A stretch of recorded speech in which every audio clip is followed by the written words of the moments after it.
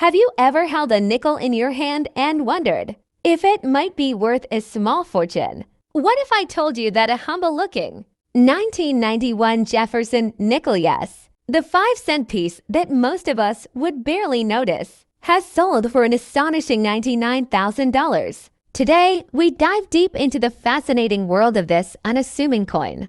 We'll explore its history, the reasons behind its astonishing value, the minting process, rare varieties, and how you can check your own coins to see if you might be holding a treasure. So sit back, coin lovers, collectors, and curious minds. This is the complete story of the 1991 Jefferson nickel that shook the numismatic world. Chapter 1: The Jefferson nickel, a brief history. Let's begin with some background. The Jefferson nickel was first introduced in 1938, replacing the Buffalo nickel. Designed by German-American sculptor Felix Schlag, it was created to honor Thomas Jefferson, the third president of the United States and the principal author of the Declaration of Independence. The obverse of the coin features Jefferson's left-facing profile, while the reverse shows his home, Monticello, a neoclassical architectural masterpiece in Virginia. The coin has remained in production for decades, though minor design tweaks have occurred over time.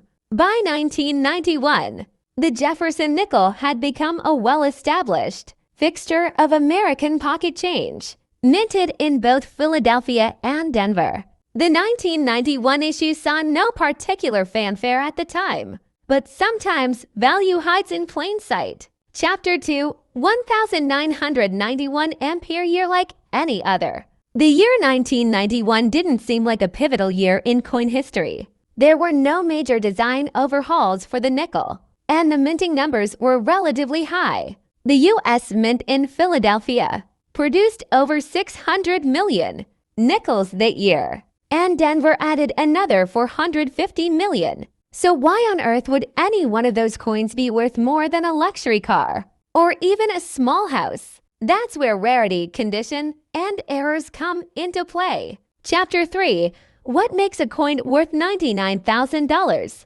Let's talk about value. Coins can become highly valuable for several reasons: mint errors, condition, and grade. The 1991 Jefferson nickel that sold for $99,000 wasn't just any coin. It was a perfect storm of rarity, condition, and anomaly. According to experts, this coin was graded MS68 full steps by a leading grading agency, such as PCGS or NGC. That combination meant state perfection.